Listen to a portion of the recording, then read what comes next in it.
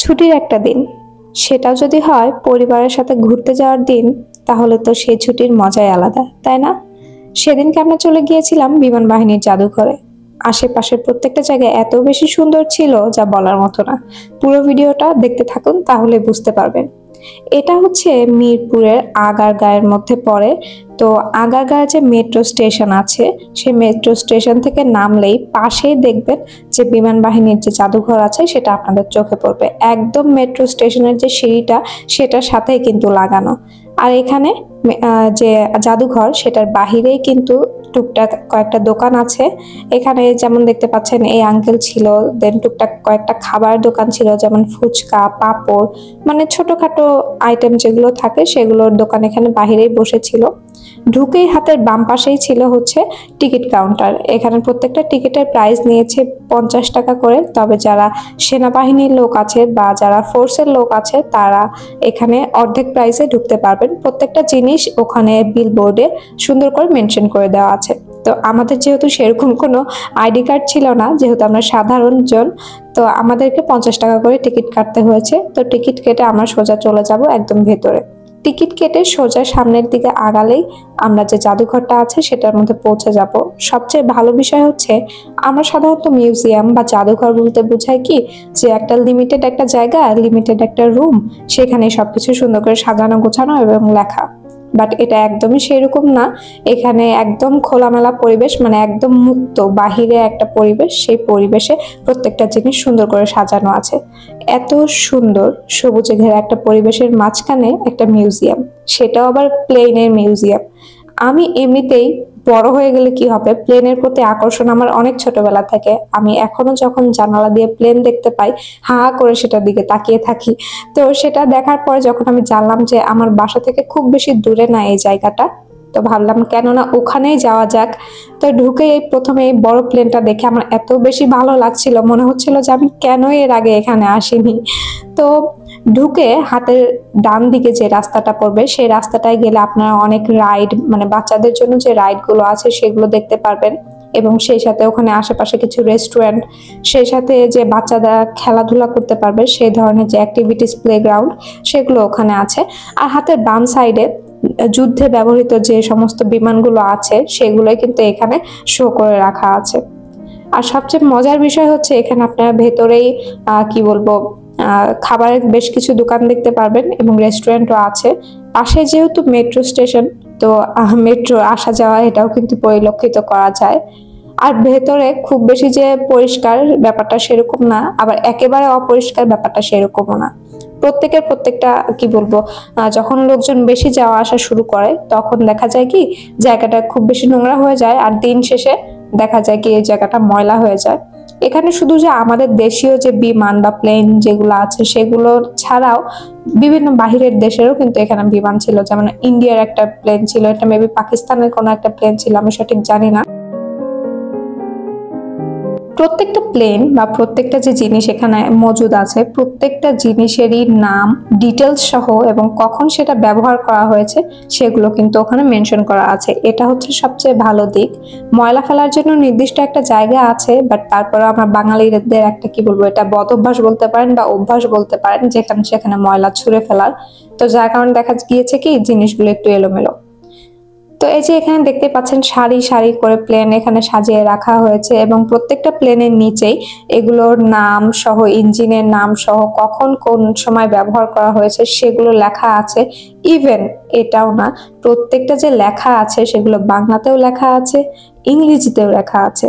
ধরেন কোনো বাহিরের ফরেন আসলো, দেখা যায় কি ইংলিশটা কিন্তু ম্যান্ডেটরি প্রত্যেকটা দেশে, আমার কাছে মনে হয়, যেহেতু সবাই ইংলিশ পড়তে পারে, যেহেতু বাঙালিরা বাংলা পড়তে পারে বা বাংলাদেশিরা বাংলা পড়তে পারে, অন্যরা তো আর পারে না। তো তাদের সুবিধার্থে এখানে ইংলিশেও লেখা আছে। ব্যাপারটা আমার কাছে বেশ ভালো লেগেছে। আর ওই যে হেলিকপ্টারটা দেখলেন, আমার কাছে কেন জানি মনে হলো হেলিকপ্টার সাইজে ছোট হওয়া সত্ত্বেও প্লেনের চেয়ে অনেক বেশি জায়গা নিয়ে এসে বসেছিল। আর হেলিকপ্টারের পাখাগুলো অনেক বড় বড়। আমি দেখে ভাবছিলাম যে আসলে যে প্লেনের পাখা এত বড় হয় নাকি শুধু এটার পাখাটাই এত বড়। তো এখানে এই যে দেখতেই পাচ্ছেন এখানে যুদ্ধে ব্যবহার করা হয়েছিল বম। তো এই বম গুলো এখানে সুন্দর করে সারি সারি করে সাজানো আছে, প্রত্যেকটা সিরিয়াল নাম্বার এবং কত আয়তনের, কত কি ভর এদের, প্রত্যেকটা এখানে মেনশন করা আছে বম্বের গায়ে। তো এখানে দেখতে পাচ্ছেন ওই যে একটা প্লেন দাঁড়িয়ে আছে, ওই প্লেনে বাচ্চারা চাইলে উঠতে পারে, মানে বাচ্চা বড় সবাই উঠতে পারে। তো এখানে ঢোকার জন্য ভেতরে একটা টিকিট কাটতে হয়, সেখানে হচ্ছে 10 টাকা করে টিকিট। তো টিকিট কেটে ভেতরে ঢুকলে আপনি ওখানকার জিনিসগুলো ব্যবহার করতে পারবেন। লাইক ওখানে বাচ্চাদের জন্য দোলনা আছে, সেই সাথে ওখানে বসার জন্য একটা সিস্টেম আছে, এবং বাচ্চাদের স্লাইড অন থাকে সেই স্লাইডটা আছে, আর একটা প্লেন আছে। তো এখানে হচ্ছে ইশরাতকে একটা টিকিট করে দেওয়া হচ্ছিল যেন ইশরাত গিয়ে ঘুরে আসতে পারে। তো ইশরাতের জন্য টিকিট কাটা হয়ে যাওয়ার পরে আমি ভাবলাম যে কেননা আমিও যাই, যেহেতু ইশরাত ওখানে যাবে, গেলে পারে দেখা যাবে কি আমি ওকে ছবি তুলে দিলাম বা একটু ভিডিও করে নিয়ে আসলাম, তাহলে আমিও যাই। তো ইশরাত চলে যাওয়ার পরে একটু পরে আমিও ঢুকে গিয়েছিলাম ভিতরে। তো আমি ভেবেছিলাম যেহেতু ওখানে প্লেনটা আছে তাহলে হয়তো প্লেনে ওঠা যাবে, যেহেতু এখানে আমরা টিকিট করলাম। তো কি বলবো, ভেতরে যাওয়ার পরে যখন আমরা প্লেনে উঠবো তখন জানতে পারলাম যে ওখানে ওঠার জন্য আবার একটা টিকিট করতে হবে। যদি আমাকে 2 জায়গায় টিকিট করতে হয় তাহলে কেন আপনারা একেবারে টিকিটের প্রাইসটা নিয়ে নিচ্ছেন না? মানে এখানে ঢোকার জন্য একটা টিকিটের প্রাইস আমাকে দিতে হচ্ছে, আবার ভেতরে গিয়ে প্লেনটাতে ওঠার জন্য একটা প্রাইস দিতে হচ্ছে। যেহেতু ওখানেও 10 টাকা এখানেও 10 টাকা, কেন আপনারা প্রত্যেকটা জিনিসই একসাথে করে নেননি? আর আমি ওখানে চাইলে উঠতে পারতাম, বাট আমার যে পার্স বা ব্যাগটা ছিল ওটা আমি বাহিরে রেখে এসেছিলাম, তাই আর পরে ওঠা হয়নি। তো ইশরাত এখানে দোলনায় ঝুলছিল, ওর ঝোলা দেখে পাশে আর কয়েকটা বাচ্চা ঝুলছিল। তো ইশরাত আমাকে বারবার বলছিল যে তুমিও এখানে বসো, বাট এই যে এখানে খেলনার আইটেম গুলো আছে, এখানে 14 বছরের যে যারা বড় তারা এখানে উঠতে পারবে না, ওখানে মেনশন করে দেওয়াই আছে, তাই আর আমি এখানে কোথাও উঠতে পারিনি। এবং একজন উঠেছিল, মানে বড় একজন, তো পাশে থেকে ওনারা না করছিল যে বড়রা কেউ এখানে বসবেন না। তো পরে আমি আর ইশরাত ওখান থেকে ঘুরে টুরে, যে এখানে একটা স্প্রিং এর এয়ারপ্লেন, তো ইশরাত এটার উপর বসে পোজ দিচ্ছিল, আমি ওকে একটা ছবি তুলে দিলাম। মোটামুটি ফ্যামিলি নিয়ে ঘোরার জন্য জায়গাটা একদম পারফেক্ট। এত সুন্দর একটা জায়গা এবং এত ভালো লাগার একটা জায়গা যা বলার মতো না। আমরা তো সবসময় প্লেনটাকে নিচ থেকে দেখে দেখে অভ্যস্ত, বা আকাশ দিয়ে প্লেন যায় আমরা মাটির উপরে বসে থেকে দেখি, শুয়ে থেকে দেখি, বাট এখানে আপনি প্লেনটাকে ছুঁয়ে দেখতে পারবেন, প্লেনের মানে প্রত্যেকটা অংশ আপনি ধরতে পারবেন, বুঝতে পারবেন আসলে এটার সাইজটা কত বড়। যদি এগুলো মানে মানুষ ক্যারি করা যে এয়ারক্রাফট গুলো, ওগুলো না, এগুলো যেহেতু যুদ্ধ বিমান তো সাইজে একটু ছোট, কিন্তু তারপরেও এত সুন্দর যা বলার মতো না। তো এখানে প্রত্যেকটা বিমান সারি সারি করে সাজানো ছিল, আমরা এখানে ঘুরছিলাম, দেখছিলাম, তো সবকিছু মিলে বেশ ভালোই লাগছিল। তো যেহেতু আমরা গিয়েছিলাম একটু বিকেল বিকেল, আসলে যেহেতু এখন কি বলবো শীতকাল চলে এসেছে বলা যায়, তো যার কারণে দিনটা একটু ছোট, আর আমরা গিয়েছিলাম বলা চলে একদমই সন্ধ্যার কিছুক্ষণ আগে, তো যার কারণে সানলাইটটা খুব বেশি ভালো ছিল না। তবে ভেবেছিলাম যে হয়তো দিনের ভিউ এবং রাতের ভিউ দুইটাই আপনাদের সাথে শেয়ার করতে পারবো, বাট এখানে রাতের ভিউটা খুব বেশি ভালো না, কারণ রাতে দেখা যায় কি ওনারা পর্যাপ্ত পরিমাণে লাইটিং করে নাই, তো যার কারণে কিছু কিছু জায়গায় একেবারে অন্ধকার, আবার মানে যেখানে আলো আছে খুব যে বেশি আলো ব্যাপারটা কিন্তু সেরকমও না। তো আপনারা যারা এখানে ভালো করে এনজয় করতে চান, আমি আপনাদেরকে সাজেস্ট করব যে আপনারা চাইলে অবশ্যই দিনের বেলা গিয়ে ঘুরে আসতে পারেন। এটা দুপুর 2টা থেকে সন্ধ্যা 7টা 8টা পর্যন্ত খোলা থাকে। তো এগুলো কিছু কি বলবো টাইমিং আছে, এক এক দিন খোলা থাকে, তো এক দিন এক সময়ে খোলা থাকে। রবিবারে এই যে জাদুঘরটা আছে এটা বন্ধ থাকে, রবিবার দিন এটা খোলা থাকে না। তো এখানে কিছু কিছু জায়গা ছিল ছবি তোলার জন্য একদম পারফেক্ট, বাট ওই জায়গাগুলোতে খুব বেশি ভিড় ছিল, ছবি তোলা যাচ্ছিল না সহজে, অনেকে আসছিল দাঁড়াচ্ছিল। তো তার মাঝখানে আমরা কয়েকটা ছবি তুলেছিলাম, আর এখানে আশেপাশে কয়েকটা ফুল গাছ লাগানো ছিল। তো ফুল গাছগুলো যখন ফুল দেখা যাচ্ছিল এত সুন্দর ছিল, ফুলের কালারটা খুব সুন্দর লাগছিল দেখে। তো আমরা এখানে কি বলবো, যেহেতু জায়গাটা সুন্দর ছবি তোলার জন্য ওখানে আমরা সিরিয়াল দিয়ে কিছুক্ষণ দাঁড়িয়েছিলাম, পরে আমরা টুকটাক কয়েকটা ছবি তুলে নিয়ে চলে এসেছি। আর এই যে দেখেন ফুলের কালারটা অসম্ভব সুন্দর ছিল কিন্তু।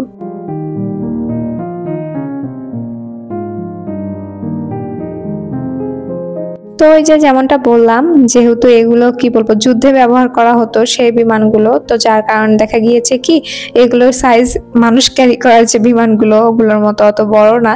তো যেহেতু ছোট ছোট বিমান, তো তারপর এত সুন্দর করে সাজিয়ে রেখেছে, খুব ভালো লাগছিল দেখে। আমার কাছে মনে হয় কেন জানি কিছু কিছু বিমান আছে না যেগুলোর অনেক বেশি সাউন্ড হয়, এগুলো হচ্ছে সেই বিমানগুলো। আর ওই যে বড় প্লেনটা যেটা গেট দিয়ে ঢুকলে প্রথমে দেখা যায়, আর এই যে দেখেন এই গাছগুলোর খুব একটা ভালো অবস্থা না, মানে মারা যাবে যাবে এই পর্যায়ে এই গাছগুলো। আমার মনে হয় এখানে মেনটেনেন্সের কাজ এখনো কি বলবো ভালো করে মানে শুরু করেনি বা শেষ করেনি, যেটাই হয়েছিল। তবে এটাকে চাইলে ওনারা আরো সুন্দর করে সাজিয়ে গুছিয়ে কিন্তু রাখতে পারতেন, তো যার কারণে দেখা যেত কি এটা আরো বেশি সুন্দর লাগতো।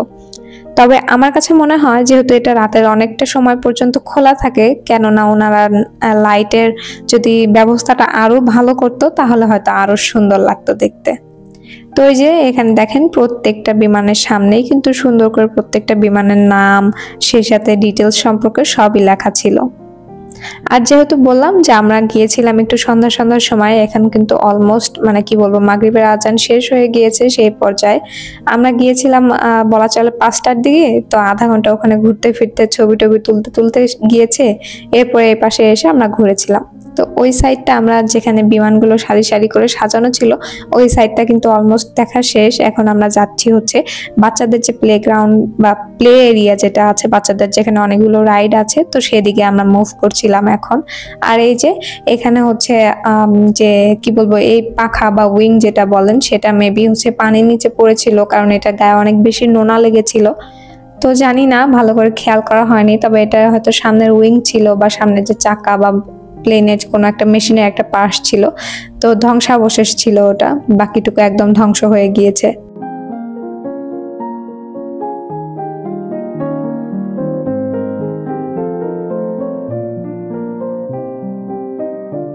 আর যেমনটা আমি প্রথমে বলেছিলাম এখানে যে শুধু দেশীয় বিমান আছে ব্যাপারটা কিন্তু সেরকম না, এখানে দেশি বিদেশি অনেক রকমের বিমান আছে। যেমন এই যে এই প্লেনটা কিন্তু ইন্ডিয়ান প্লেন, এখানে প্লেনের গায়ে লেখাই আছে ইন্ডিয়ান এয়ার ফোর্স।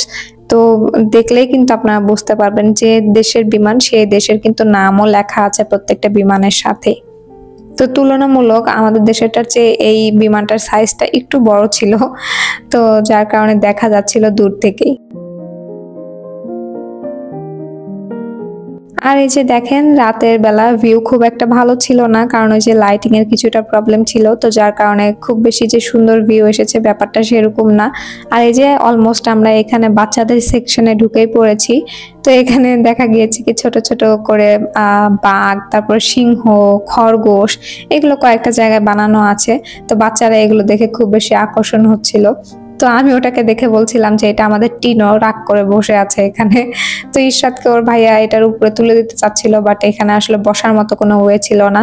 আর এই যে দেখেন এখানে একদম ছোট্ট একটা প্লেন, আমি বুঝলাম না এই প্লেনটার মধ্যে কে উঠেছিল বা কেন উঠেছিল।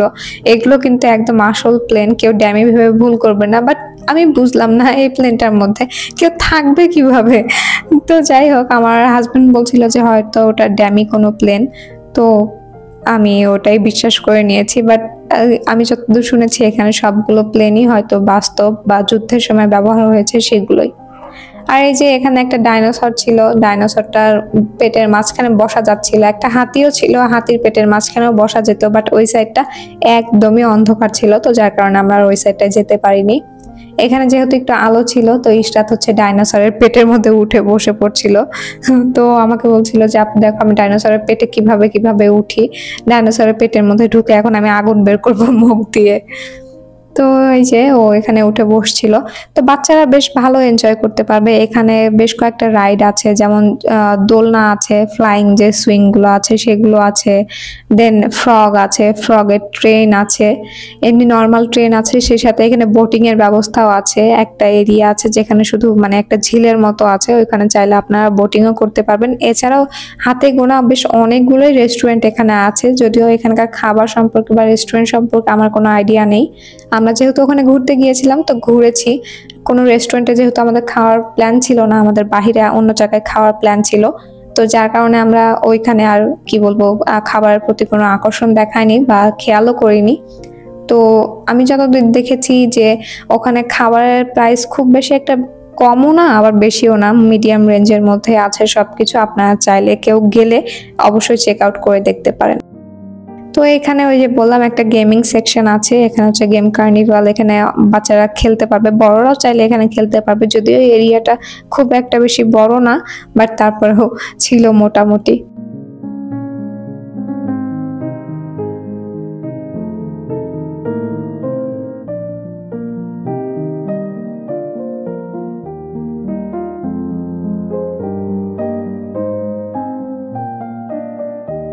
এই যে এটা একটা রাইড ছিল, দেন সেই সাথে এখানে একটা বাচ্চাদের জিরাফ ট্রেন ছিল, তারপরে স্ট্রাইকিং কার ছিল। যদিও এরিয়াগুলো খুব বেশি বড় না, একদমই ছোট ছোট খেলার যে এরিয়াগুলো, তো যার কারণে দেখা গিয়েছে কি আমরা সেভাবে কোনো কিছুই উঠতে পারিনি।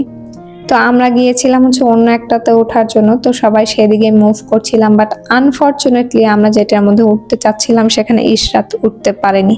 এর কারণটা আমি আপনাদেরকে একটু পরেই দেখাবো বা পরেই বলবো, বাট ইশরাত পরে উঠেছিল হচ্ছে ফ্রগ ট্রেনের মাঝখানে।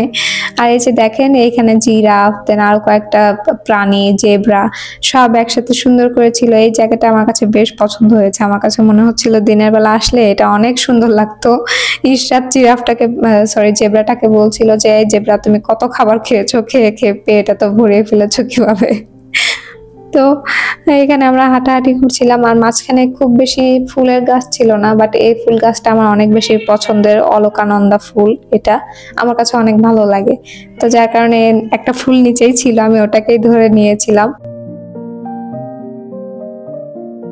আর ওই যে বললাম যে টিকিটের একটা ব্যাপার আছে, এখানে হচ্ছে প্রত্যেকটা রাইডের জন্য আপনাকে এখানে অপশন দেওয়া আছে। তো আমরা যেহেতু সুইং এ উঠবো, তো সুইং এর জন্য এখানে 50 টাকা করে চার্জ নিয়েছিল, এবং ওখানে লেখা ছিল যে 10 বছরের উপরে বাচ্চারা এই সুইং এ উঠতে পারবে, এর নিচের বাচ্চারা এখানে উঠতে পারবে না।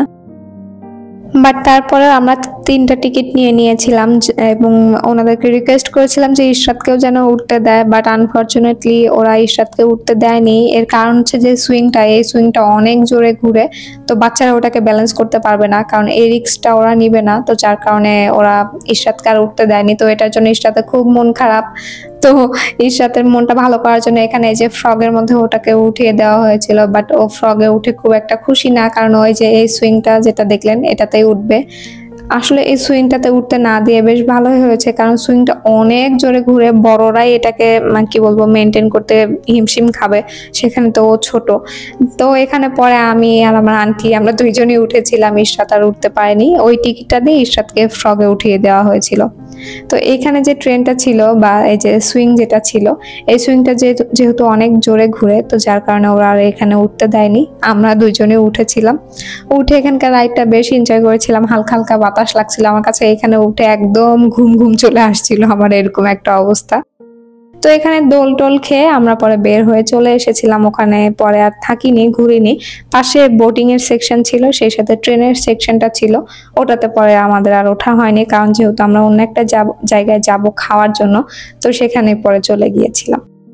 তো এটাই ছিল আমার আজকের ভিডিও। আশা রাখবো আমার আজকের ভিডিওটা আপনাদের ভালো লেগেছে। যদি ভালো লাগে অবশ্যই লাইক, কমেন্ট, শেয়ার এবং সেই সাথে আমার চ্যানেলটাকে সাবস্ক্রাইব করতে ভুলবেন না। যারা এই কাজগুলো অলরেডি করে ফেলেছেন তাদেরকে জানাচ্ছি অসংখ্য অসংখ্য ধন্যবাদ। আর এই জায়গাটা চাইলে আপনারা অবশ্যই ঘুরে আসতে পারেন। আশা করছি আপনারা সবাই বেশ উপকৃত হবেন এবং খুশি হবেন। পরিবার নিয়ে ঘোরার জন্য বেশ সুন্দর একটা জায়গা। দেখা হবে নতুন কোনো ভিডিওতে। টিল দেন আসসালামু আলাইকুম সবাইকে।